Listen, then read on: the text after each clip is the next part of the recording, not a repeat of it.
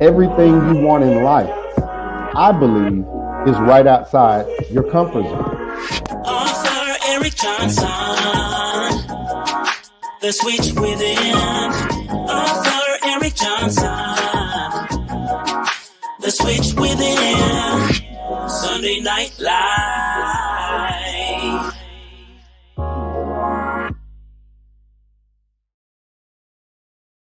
I'm writing this book to be your motivator for the day. I'm telling you that you can get out of that comfort zone. If you are hurting, it's a perfect time. If you are angry or upset with your current situation, then it's a perfect time to make a change. Have you ever heard of being at the right place at the right time? This is it. Start dreaming again. Start seeing yourself in that new car, that new home, or that new business. Maybe you just want to start back traveling again. Do it. Let me be the person who just nudges you right on into your destiny. I feel obligated to help. I want to help. It's my way of giving back. There's definitely a switch inside each and every one of us. Yeah. So, like, think about the walls here. Yeah. Even when the lights are off, there's electricity in these walls. Even during your worst moments, there is vitality ripping through your veins. There is an electrical life force within you. And life can turn that switch off, but it's still there. What makes a lion a lion? I'm looking, because if I can find out what makes a lion, I can help you turn that switch on. Because we all have it. That switch is in all of us. It's in a high school dropout. That switch is in someone who was homeless and ate out of trash. That switch exists in all of us. And I knew if I could turn the switch on, and if I could teach you how to turn that switch on.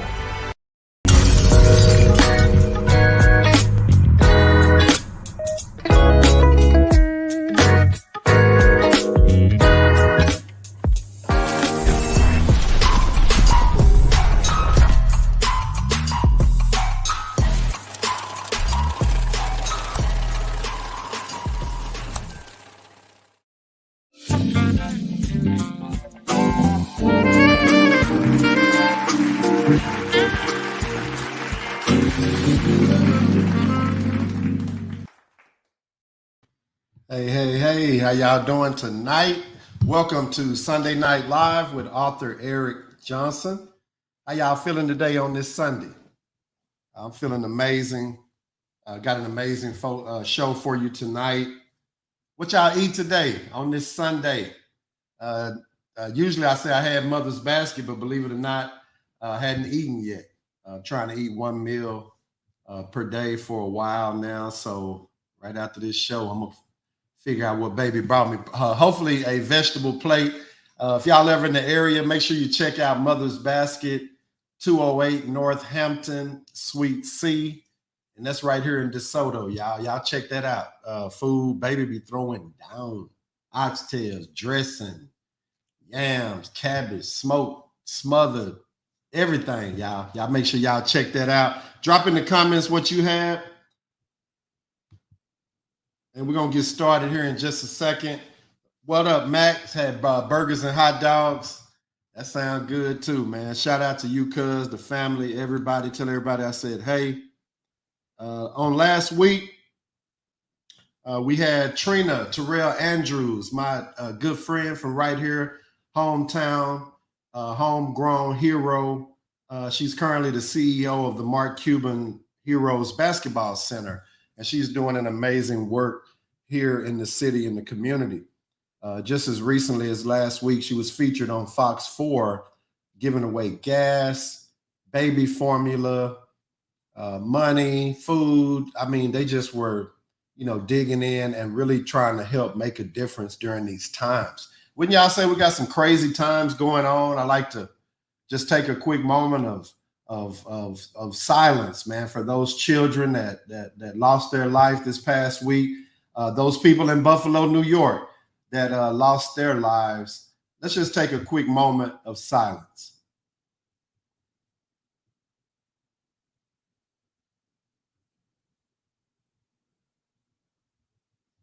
All right. Trina Terrell Andrews, salute. Thank you so much. On next week, I have the serial entrepreneur, the car business guru, my partner, Chris Singleton. He's going to be joining us on next week. So y'all get ready for that. This week, we're talking about liberty and justice for some. Liberty and justice for some. Y'all know we've been saying the pledge all our life. We've been hearing liberty and justice for all, liberty and justice for all. But is that really the case here in the United States? Do all people get afforded the same treatment, if you will, when they go through our criminal justice system? If you got somebody, your uncle, your brother, your mama, sister, dad, somebody been locked up before, they've been in the criminal justice system, this is the live for you. This is the live for you. I myself was in the system when I was 18, 19 years old, got locked up. And so I've witnessed this firsthand. I've witnessed this system firsthand. And that's why I wanted to just help some people that may not know, understand some things about the disparities that exist, the inequalities that exist in the criminal justice system. So that's what we're going to be talking about tonight. You guys get ready because we're going in. Like I said, when I was younger, had some problems, went through the system. Drop down in the chat. Tell me what you think when you hear criminal justice system. What do you think when you hear that? Do you think about police officers? Do you think about judges, courtrooms, lawyers? Do you think about probation and parole and aftercare, after treatment, rehabilitation? That's something that I want to talk about tonight, which is the entire scope of it. In this country, we've been taught for many years that, you know, the system is set up fair. Justice is the scales and justice is blind. We've also heard that ignorance of the law is no excuse. We've also heard that a lot of the law is written in Latin. So if we speak English, sometimes, unless you're an attorney, it may be hard to comprehend some of the things that is going on. I want to talk about the disparities. I want to talk about what's going on in the criminal justice system that I feel isn't fair. It's not fair to African Americans. It's not fair to the Hispanics, Mexican Americans, Cuban Americans. The list goes on and on. People of color are being discriminated against at an alarming rate. And tonight, I just want to dive in and kind of talk about that. I'm going to be brief because I know the game is coming on, y'all. Gerald Hines, what's up, cuz? Hey, some good old Q. Man, Memorial Day coming up, man. Shout out to everybody that's on that grill. Shout out to everybody that was on that grill or had somebody close to you on that grill. Much love. Dad, this your tie. What's up, Mom and Dad? This your tie, Dad. You told me this is a John Fredericks. You said, boy, this tie is older than you. So I decided to wear it tonight. It's a special occasion for me tonight. This is going into the week of the 1 year anniversary. 1 year anniversary, y'all, of the Switch Within book. And that book has done some numbers in my mind. I've sold over 500 copies, given away a little bit over 200 copies, had people support me. Shout out Cedric Brown. He bought 200 books at one time for his conference. And I mean, you know, when I started writing a book, I really just wanted to, in my mind, y'all, follow me. I just wanted one person that I could hand the book to, or they could pick up the book, and it would hopefully change their mindset on being afraid to do things that you wouldn't typically do. So I started writing about the comfort zone. I started writing about walking on water. I started, writing about killer instinct and haters, doubters, and naysayers, all kind of things along the way. And so one more time, y'all, the 1 year anniversary of the Switch Within book. If y'all ready to go, liberty and justice for some, let's go ahead and get started. Let's talk about racial bias among criminal justice professionals. Remember, I said the police, we got judges, we have attorneys, we have courtroom personnel. I've been a part of this system, and I know that there are some things that are wrong. I was talking to Robert Rooks, the CEO of the Reform Alliance. He's actually a hometown hero as well.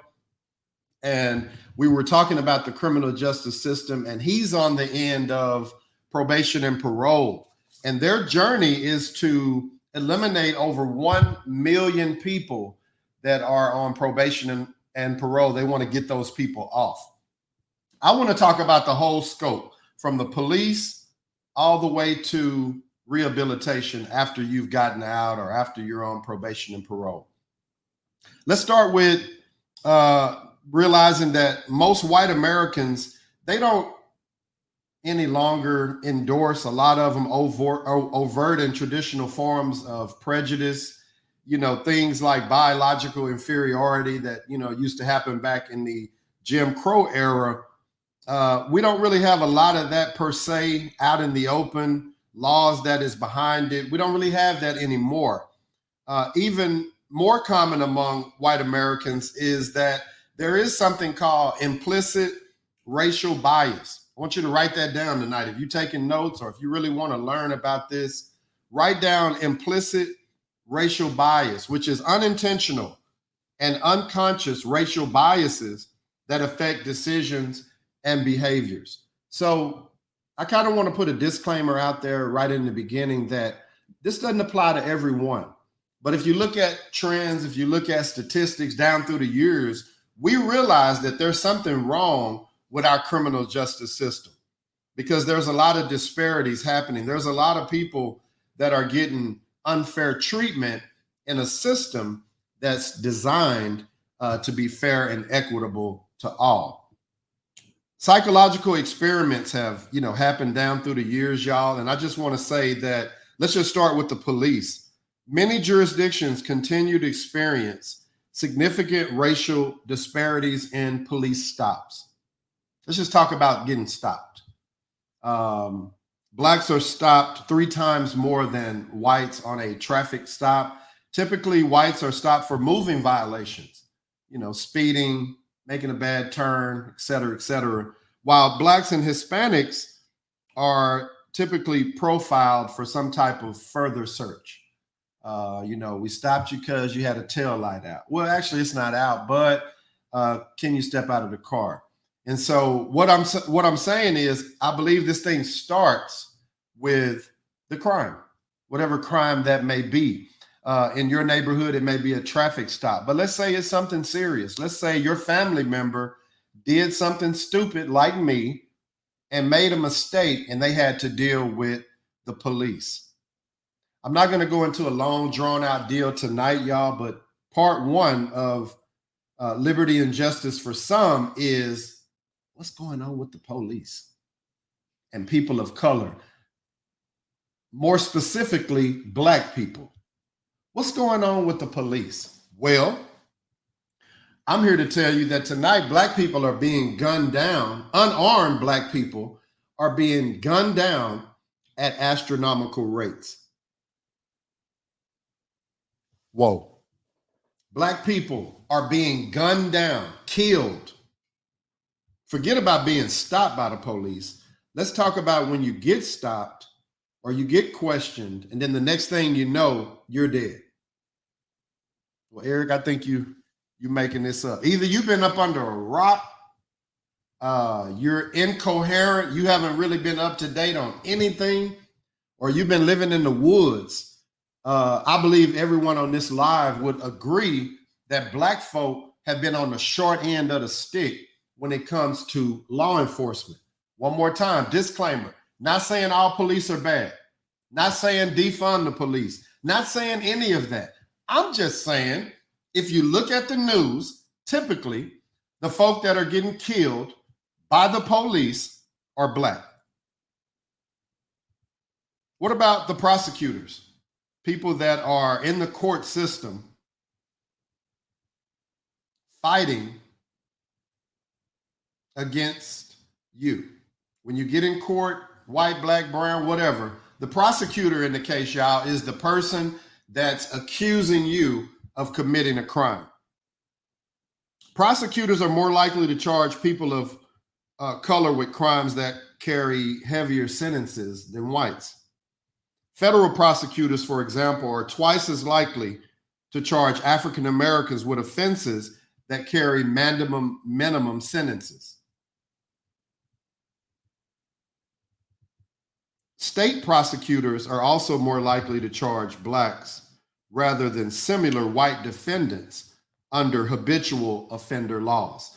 What does all that mean, Eric? What it means is if you get stopped and you go to jail and you have to go to court, typically the folks that's in the courtroom, if you hadn't hired them, you should ask a lot of questions. Because if you get the public defender, then things may not go in your favor. What I'm saying tonight, and I know it's a bold statement, but I'm saying that with the police, there's some bad seeds. There's some traditional data, some statistics that would say black folk have been on the short end of the stick generally when it comes to dealing with police. Also, when we get to court and we deal with prosecutors typically suggest higher, stiffer penalties for black folk, people of color. Judges are more likely to sentence people of color than whites to prison and jail and give them longer sentences. In federal cases, the sentencing disparities between blacks and whites are even larger. So the state side, we've got a problem, a real big problem. And then on the federal side, it's an even bigger problem. I remember one time where if you got caught with 1,000 grams of cocaine powder, you would get the same time as 100 grams of crack cocaine.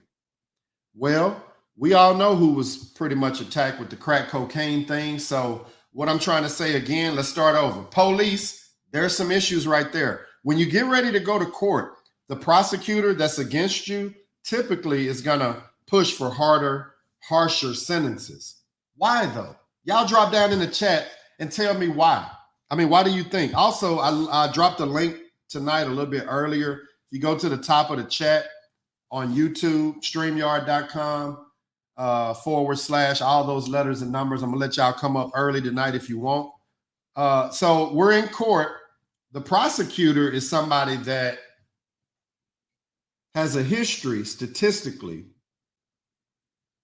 of showing some inequality, some injustice in that courtroom.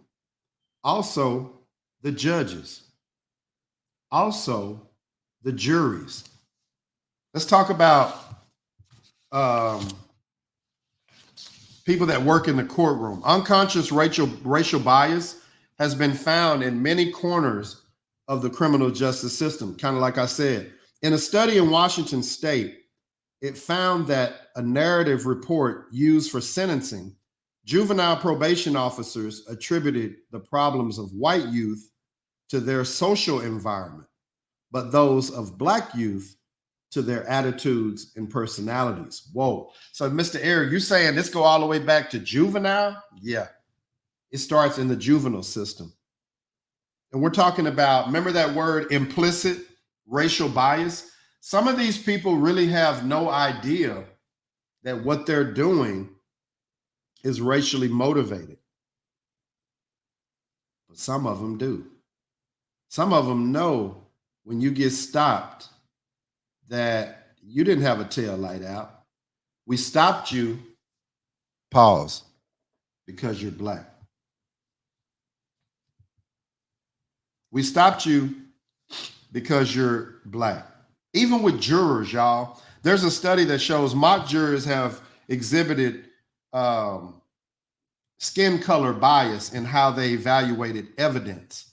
They were more likely to view ambiguous evidence as indication of guilt for dark-skinned suspects versus those who are lighter skinned. So if we're talking about the criminal justice system, there's a lot of proponents, a lot of parts, a lot of moving parts that make this thing work. I'm just telling y'all tonight, one time, y'all, that it's a problem. There's a problem with our people being sentenced at alarming rates, higher, getting a whole lot of time for, they say that the time didn't really justify the crime. Let me show you a quick video to just kind of bring this all in. Carlos Allen gets what amounts to a life sentence of 124 years behind bars. This man was sentenced to 124 years. What did he do? Court documents show Allen sold fentanyl to 24-year-old Austin Elliott last year, resulting in Elliott's overdose death. You heard that correctly. Carlos Allen, the man being sentenced to 124 years in prison, sold fentanyl to Austin Elliott. Austin Elliott overdosed and died. And they're charging him for his murder. Next week on April 11th is the 1-year anniversary of Dante Wright being murdered by Kim Potter. Kim Potter, who only got 2 years in prison for murdering Dante Wright. Remember Amber Geiger, who walked in Boston Dean's apartment and murdered him in his own house and only got 10 years? Remember Brock Turner, who got 6 months for raping a girl while she was unconscious and he only served 3 months? So y'all feel me on that? There is a disparity. There is knowledge. There is a history of this happening in our community to our people for years. This has been going on for a long time. And you know what I've realized and what I want to point out tonight is that a lot of people are in a bubble and they have no idea that any of this is going on. Maybe this is the wrong live for you if you don't know anybody that's been in trouble. Anybody that made a bad decision and they had to deal with the system.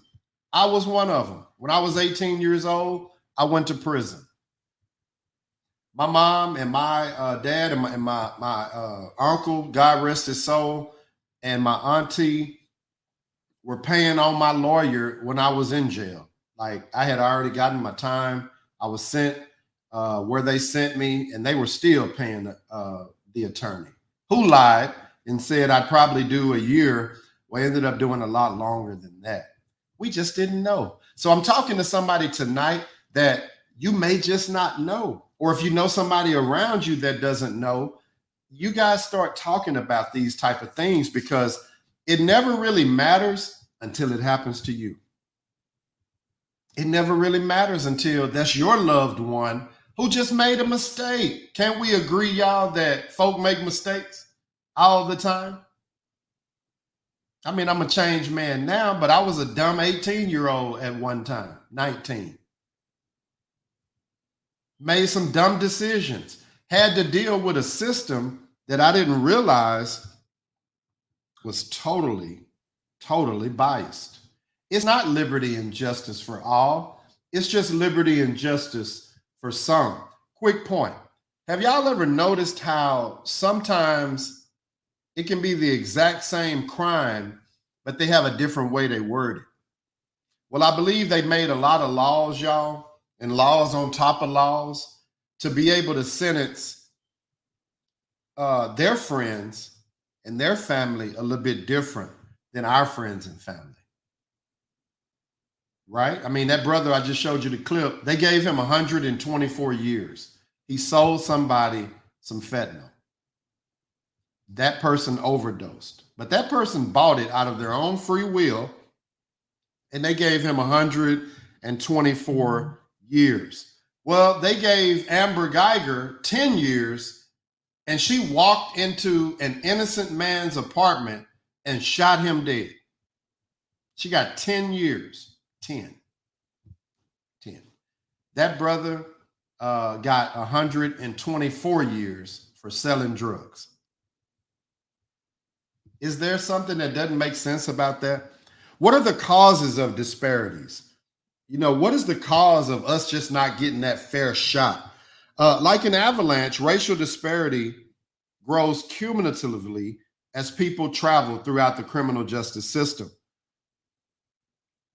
The roots of disparity precede, that means they come before criminal justice. It's the conditions of socioeconomic inequality that contribute to higher rates of certain violent and property crimes among people of color. Socioeconomic inequality. Whoa, that's a big fancy word just to say living conditions. Living conditions. Folks that live south of I-30 are living a little bit different than folks north of I-30 here in Dallas. If you're watching around the country, salute to you. And matter of fact, y'all hit the like button, share the live, subscribe to the channel. Y'all do that for me, totally free. Let's touch the algorithm. If you live south of I-30, then your socioeconomic situation would be a little bit different than somebody in the north. Y'all keep it real.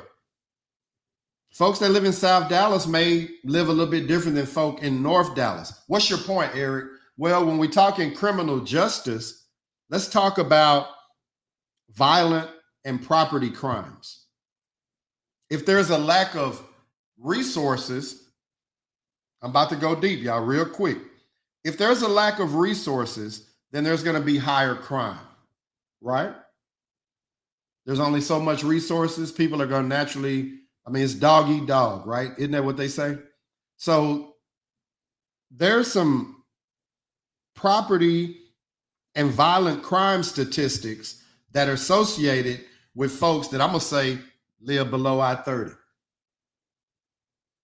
There's 4 features of the justice system that can kind of explain this. First, neutral criminal justice policies have a disparate racial impact. Second, implicit racial bias leads criminal justice practitioners to punish people of color more severely than whites. Third, this is my point, resource allocation decisions disadvantage low-income defendants. And finally, the criminal justice system, and I want y'all to get this, the policies exacerbate socioeconomic inequalities by imposing collateral consequences on those with criminal records by diverting spending away from preventative measures. Pause. What do you mean, Eric? Let me just be real. I got in trouble at 18. I got locked up. When I got out, couldn't get a job. Got an X on my back. Wow. Sorry, but no thank you. We're going to have to rescind this offer. Great candidate, smart, passed the test, but you have a record. Oh, you want to get an apartment? Sorry. We're not going to give our apartments away to people that have a criminal record. Does that make sense, y'all? We're talking about disparity. We're talking about the causes. I'm going to say that the main cause of the disparity begins in the community.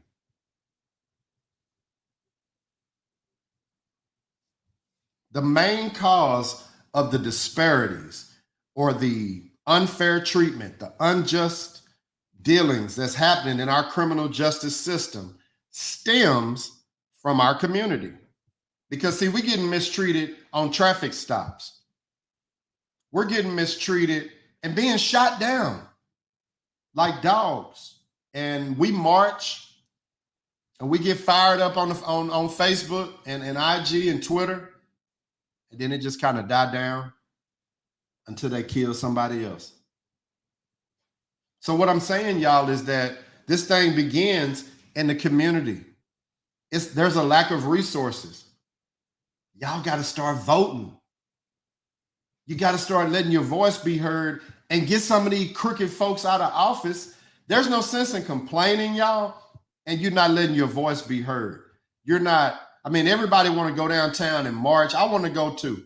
But I also want to be a brother that's looking behind the scene and say, let me cast my vote and get this sucker out of office that has no intention to help Black folks. We got to let our voices be heard, and we have to let them be heard for real. Let's talk some numbers real quick. Black and Latinos constituted half of the jail population in 2013. In 2002, 44% of people in jail lacked a high school degree. In the month prior to their arrest, 29% were unemployed, and 59% reported earning less than $1,000 a month. Y'all hear this stuff all the time when these folk are running for office. You know, they'll say, you know, we're going to lower the unemployment rate. We're going to give more benefits. We're going to raise minimum wage. But do they ever do it? Has anybody seen our president? I mean, this cat won. I ain't really seen him since. And I'm being facetious. I'm being funny. But people promise a lot, but they don't do a lot. And so let's talk some more numbers. Higher rates geographically concentrated socioeconomic disadvantage contributes to higher rates of certain crimes. We talked about that. In 2012, African Americans represented 13% of the US population, but we comprise 39% rather of the prison population. Well, that was in 2013. In 2022, Black folks account for about 67% of the prison population. Whoa. 67%, y'all, of the prison population is Black. But we only make up 34% of the US population. Y'all get my point? 1 in 3 people arrested for drug law violations is Black. 1 in 3. 1 in 3 people arrested for drug law violations are Black. ACLU report found that Blacks were 3.7 times more likely to be arrested for marijuana than whites. The disparity expands at later stages of the criminal justice system so that 57% of people in state prisons for drug offenses are people of color. 57%. You got 10 folks, 6 of y'all are going to jail for drugs, and y'all are people of color. I'm just saying tonight, y'all, it's by design. Seems like I always say that, right? It's by design. I want to use my platform to just talk about some type of stuff. Like, why are Black people being killed at an astronomical rate, shot down in the street like dog? That boy in Minnesota killed George Floyd. He put his knee on his neck, he put his hands in his pocket, and he killed him. And we got mad. They started burning stuff and looting, and people were wearing Black Lives Matter shirts. But you won't even do business with your own brother and sister.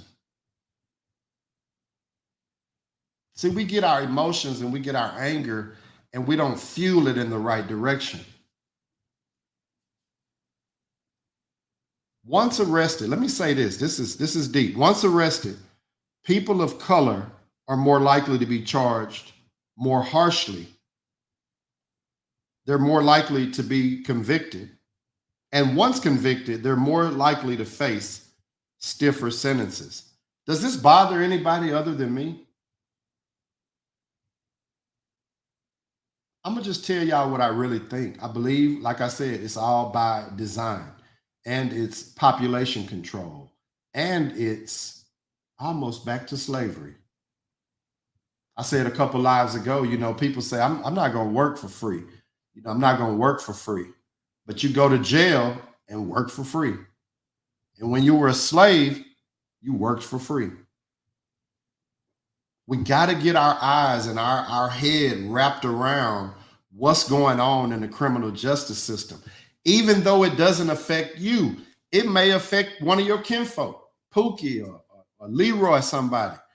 You know, Lil Binky might get in trouble, and then it affects you.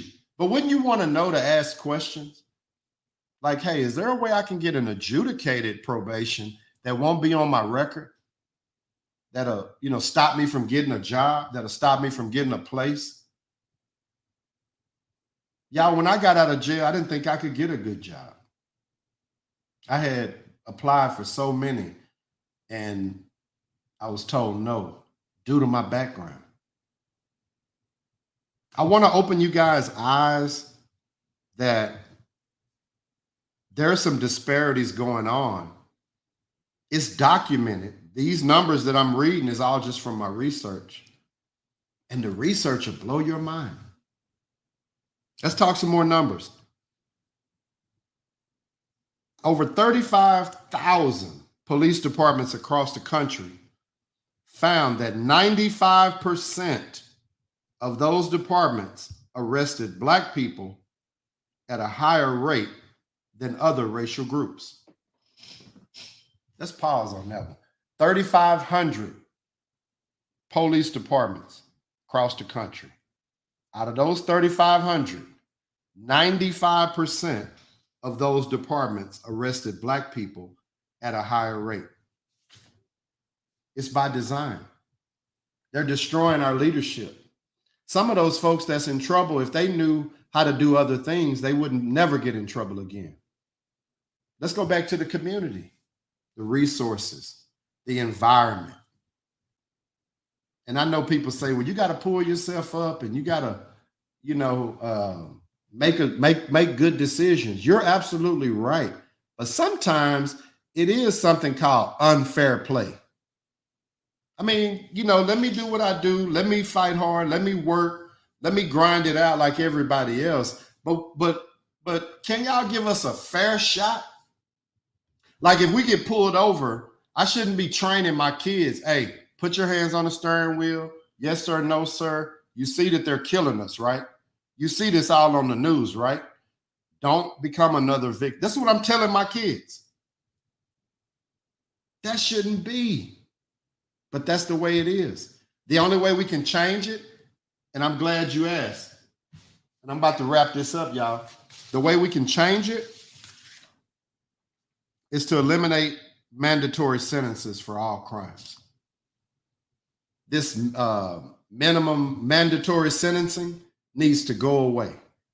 Because let's say, like me, I was 18, got in trouble. Let's say I got in trouble again at 19. I'm 47 now.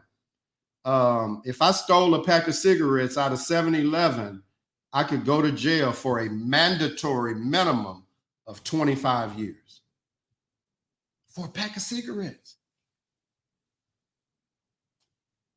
Y'all following me? This thing it doesn't seem like much until it affects you, until it's your loved one. We got to care, y'all. Let's say, well, you don't have any kids. You got somebody. You got somebody around you, and believe it or not, our youth, the things that's going on right now. I mean, you had an 18-year-old go into a school and kill 18, 19, 20 people. 18 years old. Start getting in contact with your kids. That's how we're going to stop some of this. Let's say the justice system doesn't change. Let's say it's an uphill battle. Let's say you got to fight for it and it just probably never happened in this lifetime. But you do have control over figuring out, what are your kids doing in their room? What's going on their phone? Do you have an AR pistol that I don't know about? And that's what I want to say tonight, y'all. We have to start fighting, use our voice, use the voting aspect of this. It's not all about just marching downtown. It starts right in the house. We got to get back to some of that old school stuff. It works. If the kids stuck on Call of Duty and Grand Theft Auto, and that's all they doing is riding on those games, killing the police, killing this person, taking this person's car, what are we doing if we're not monitoring that? And I'm talking to me too, because sometimes I didn't know what some of these things were saying, like the anonymine, whatever they call it, anonymine. My granddaughter was watching that, and I just kind of was listening and doing some other stuff. You'd be surprised. Sexual innuendos, violent innuendos, all types of stuff that's right up under the threshold of their consciousness, and you wondering why things are the way they are. We got to do better, y'all. I dropped the link. I'm going to drop it again. We're going to wrap this thing up. You want to come up tonight, say something. Tonight was real deep, real deep. Shout out, cuz. Appreciate you. Twin, Gerald Hines, man. Much love to you, cuz. Appreciate you chiming in. That's the link. If you want to join Go to StreamYard.com, put that in your browser, /DMZ4JNEE3T. Let's recap one more time. It starts when you commit the crime. You're going to get some unfair treatment. It's not liberty and justice for all. They have a term that I wanted to use. I actually got off my notes, but there's a term that they use in a lot of federal cases. It's called preponderance of the evidence. Well, in the preponderance of the evidence, they need 51% of that preponderance, that weight, to lean toward them because they have the burden to prove that you did or you're doing what they're accusing you of. But sometimes they're wrong. But if we can convince a jury, God forbid it's an all-white jury, sometimes, let's go back to that word, impartial racial bias. I'm sorry, implicit racial bias, impartial, implicit. Being biased, but not even really knowing that a lot of these police, they just shoot black people because they scared. They're afraid of black people. A lot of these prosecutors, they going through the road and they kind of look up and they see you and they just start thinking stiffer sentences. African American is black, you know, he's needs to be punished. Little white kid, Ethan Couch, I'm sorry, killed all them people, used affluenza as his defense. I was just too rich. I didn't know what I was doing. I was just too rich. Try that if you're black. Try that if you're black. It's been a great Sunday. Got much love for y'all. I definitely appreciate everybody chiming in. You know, some of these lives going to be real quick and to the point. And that's how it was tonight, y'all. I just want to shed some light that, like my cousin Gerald Hines said, that the scales are unbalanced. Two different sets of rules. And you would be crazy to think that it's not true.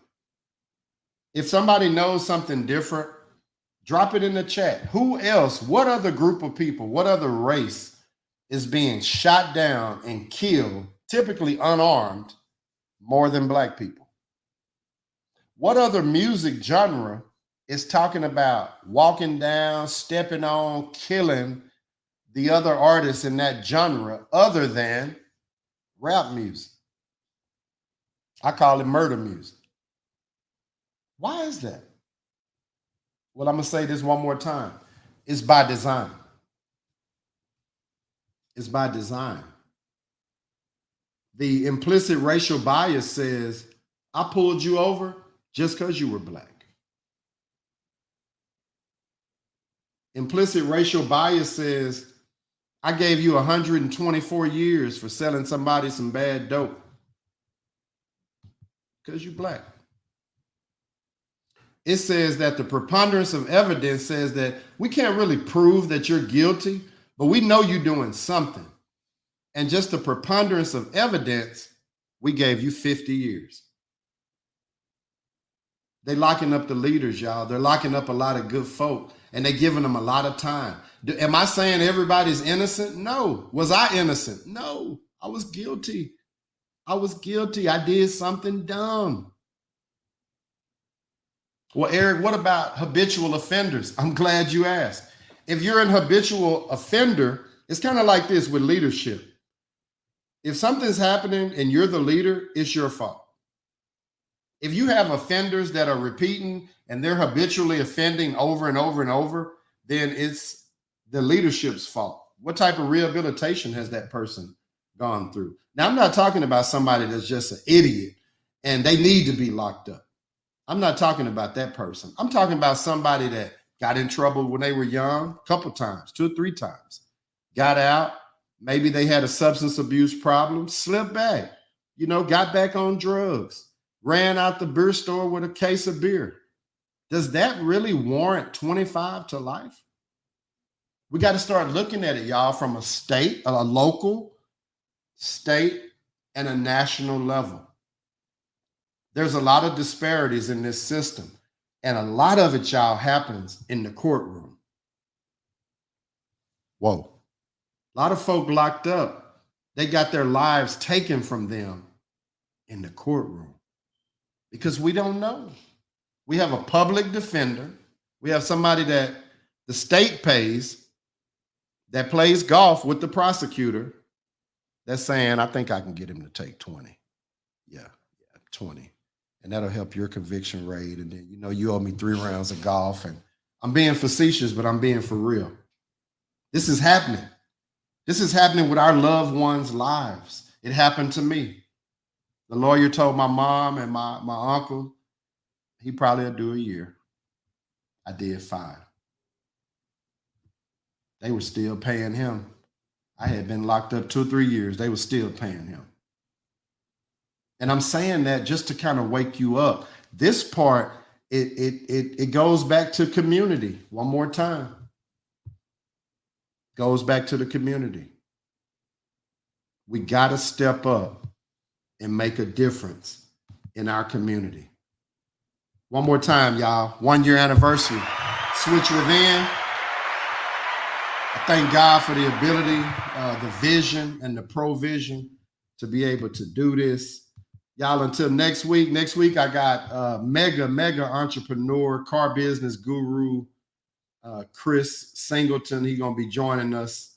And y'all be blessed. Enjoy the game. Everything you want in life, I believe, is right outside your comfort zone. Author Eric Johnson, The Switch Within. Author Eric Johnson, The Switch Within. Sunday Night Live.